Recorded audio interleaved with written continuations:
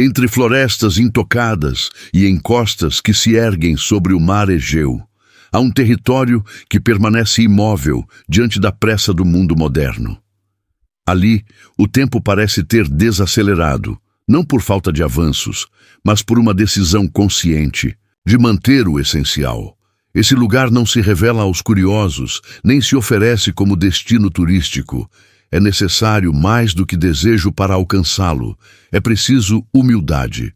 O Monte Athos, situado em uma península remota do norte da Grécia, não é apenas um espaço geográfico, mas um santuário espiritual, onde a alma encontra um espelho silencioso. Desde tempos antigos, essa montanha foi separada para fins sagrados.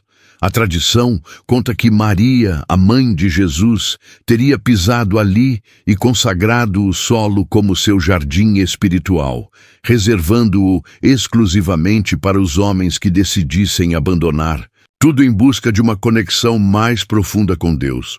O que poderia ser visto como exclusão é, na verdade, um símbolo de consagração total. Aqueles que entram nesse território deixam para trás não apenas pertences ou rotinas, mas toda e qualquer distração que se interponha entre o coração humano e o divino. Não há sinais de vida moderna que quebrem a paz do Monte Athos. Os veículos não avançam, os telefones não tocam, a tecnologia não governa. O barulho não tem lugar aqui.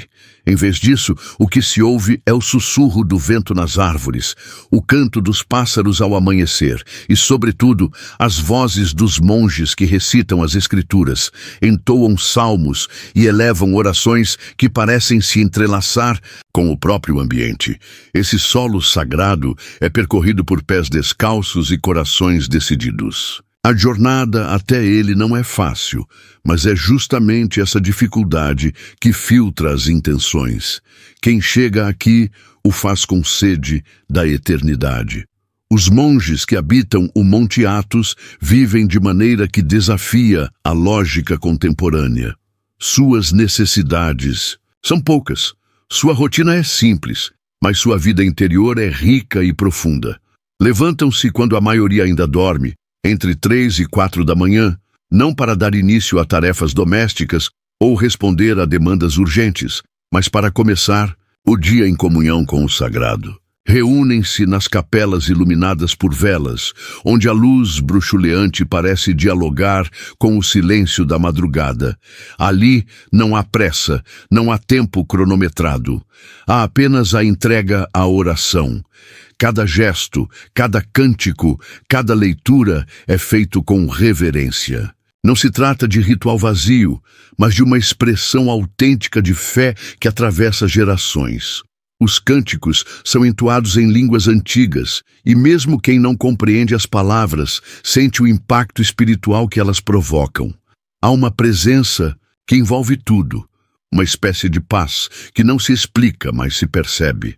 O silêncio do lugar não é ausência de som, mas presença de algo maior, que silencia o ruído interno e desperta a alma para realidades esquecidas. Os mosteiros, construídos com pedras que parecem brotar da própria montanha, são como fortalezas erguidas não apenas para proteger, mas para lembrar. Suas paredes guardam manuscritos antigos, relíquias sagradas, ícones pintados à mão e objetos que testemunham uma fé vivida em plenitude. Mas nada disso é exibido com vaidade. Tudo ali aponta para algo além. A beleza está na simplicidade e na funcionalidade espiritual de cada elemento. O modo de vida dos monges é um retorno ao que é essencial. Eles não têm apego ao conforto ou à notoriedade. Preferem a invisibilidade. Suas mãos calejadas não constroem para exibir, mas para servir. Seus olhos não buscam reconhecimento, mas direção. Vivem como os primeiros cristãos, conforme descrito no livro de Atos, partilhando o pão, perseverando em oração e em doutrina, mantendo acesa uma chama que muitos acreditavam extinta. A fé deles não é teórica, mas prática. construída nas horas silenciosas, nos jejuns discretos, nas noites longas de vigília. O Monte Athos não tenta competir com as grandes estruturas do mundo moderno. Ele não oferece atrações. Ele convida à renúncia. E é isso que o torna tão poderoso. Em um tempo onde o barulho é constante e a pressa se tornou um estilo de vida, esse lugar se ergue como uma lembrança viva de que o homem foi criado para algo além do efêmero. Há ali uma guerra silenciosa sendo travada, não com armas, mas com orações. Os monges não lutam contra homens, mas contra tudo o que obscurece a verdade e alimenta o ego. Eles enfrentam a si mesmos, seus próprios pensamentos, desejos e tentações, com um propósito maior do que a autossatisfação. Aqueles que chegam até o Monte Athos, vindos de outros países ou realidades, são impactados não pelo que veem, mas pelo que sentem. Uma espécie de reverência os envolve. É como se, ao cruzar a fronteira daquele espaço consagrado, entrassem em outro tempo, um tempo onde o eterno é mais real do que o agora. Muitos chegam cansados, sobrecarregados de culpa ou dúvidas, e ali encontram um silêncio que não condena, mas cura. Não é um silêncio vazio, mas um silêncio cheio de respostas para quem sabe escutar. Os visitantes raramente falam em voz alta. O próprio ambiente parece impor um tipo de reverência que transcende a lógica. Homens que passaram a vida inteira buscando explicações racionais para tudo se veem ali, desarmados diante do mistério. Não há debates teológicos ou discursos eloquentes. Há apenas a presença silenciosa de uma fé vivida com intensidade. E nesse silêncio, muitos escutam pela primeira vez a voz de Deus sussurrando no interior do próprio coração. O Monte Athos, com toda a sua simplicidade austera, ensina que a maior transformação não acontece no mundo exterior, mas no íntimo da alma que decide se render. Os monges não são figuras místicas distantes da realidade, mas homens reais, com histórias, dores, dúvidas e quedas. O que os torna diferentes não é a ausência de conflitos internos, mas a decisão contínua de enfrentá-los com oração, humildade e disciplina espiritual. Eles não buscam ser perfeitos, mas fiéis, e é essa fidelidade constante que molda o ambiente ao redor, transformando rochas em altares, caminhos em peregrinações, silêncio em louvor. As refeições são tomadas em silêncio, acompanhadas apenas pela leitura de textos sagrados.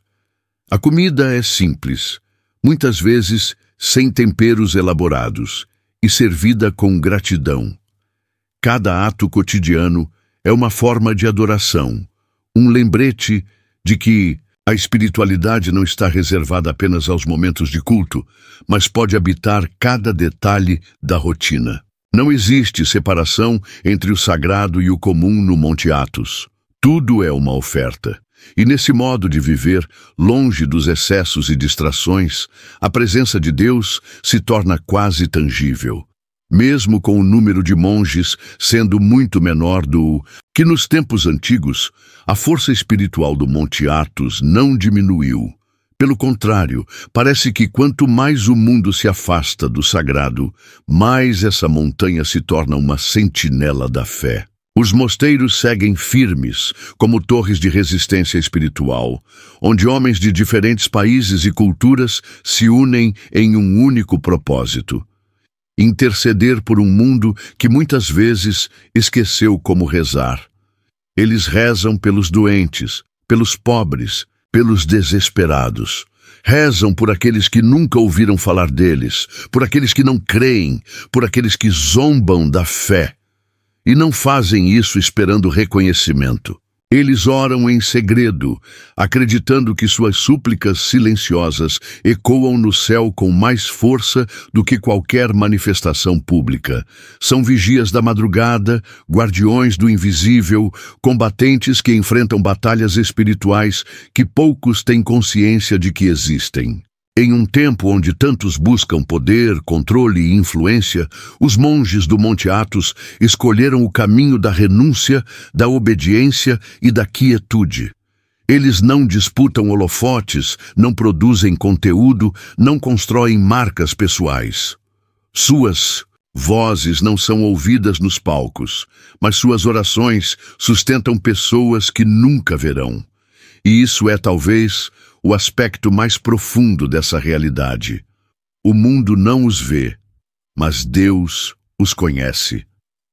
A montanha permanece ali como esteve durante séculos, testemunhando a passagem dos impérios, das guerras, das revoluções. Enquanto tantas estruturas ruíram, o Monte Athos resistiu, não por força humana, mas pela constância da fé que ali habita. Não é apenas a pedra que o mantém firme, mas os joelhos que se dobram sobre ela, as mãos que se erguem em súplica, os corações que se quebrantam em arrependimento. Em um mundo onde tudo é tão volátil, essa fidelidade silenciosa se torna um farol. A espiritualidade do Monte Athos não é uma fuga da realidade, mas uma resposta a ela. Enquanto tantos correm em busca de respostas imediatas, conforto e distração, os monges oferecem outra via, a via da escuta, do recolhimento, da presença plena diante de Deus. Não se trata de desprezar o mundo, mas de interceder por ele a partir de um lugar mais profundo. E essa profundidade só se alcança quando se está disposto a calar o ruído e ouvir o que realmente importa. Há algo de paradoxal nesse lugar. Quanto mais oculto ele é, mais ele revela. Quanto mais silencioso, mais eloquente. Ele não seduz, mas atrai. Não exige, mas convida. E quem aceita esse convite descobre um tipo de riqueza que o mundo não pode oferecer.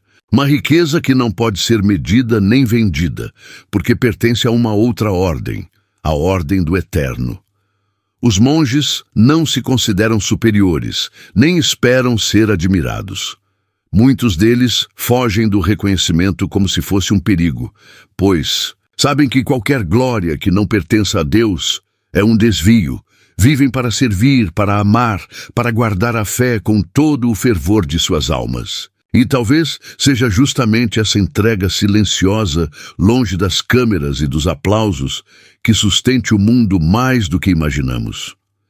Em tempos em que a fé é muitas vezes reduzida a slogans, eventos e aparências, o Monte Athos preserva algo que o mundo parece ter esquecido: o temor sagrado. Não o medo paralisante, mas o respeito profundo, a reverência silenciosa por aquilo que é maior do que o homem. Ali, a oração não é uma obrigação, mas uma respiração contínua.